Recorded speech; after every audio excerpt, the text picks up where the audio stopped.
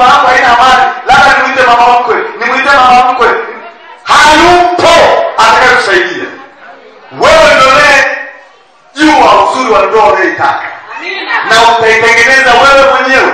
Na utalipa gharama zako wewe mwenyewe. Jambo mengine yanatokea kwenye ndoa ni malumbano ya kufanya mfahamiane, mjuane tabia, mjuane kabila, mjuane kwenu mkoje, mjuane nyie ni watu wa namna gani. Hizo ni gharama za ndoa. Umekataa hiyo gharama, ndoa haipo. Ndio maana watu wanaachana. Watu wanaachana kwa sababu wameshindwa kulipa gharama za kuvumiliana. Ipo gharama nyingine ili ndoa iende, lazima uvumilie. Ipo gharama nyingine ili kisima chako kitoe maji, lazima uvumilie. Ipo gharama nyingine ili kisima chako kitoe maji, lazima unyamaze. Hello? Kwa hiyo kuna gharama ambayo utahitaji kuilipa kwa kile unachokitaka. Inawezekana hiyo gharama ni kunyamaza kimya.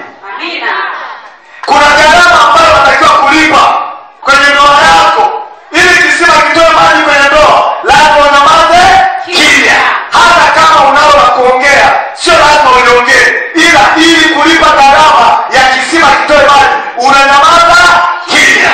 Na ipo wakati kwenye ndoa ili kisima chako kitoe maji inakulazimu uongee hata kama ulikuwa hutaki kuongea. Hata kama makofi yatapita.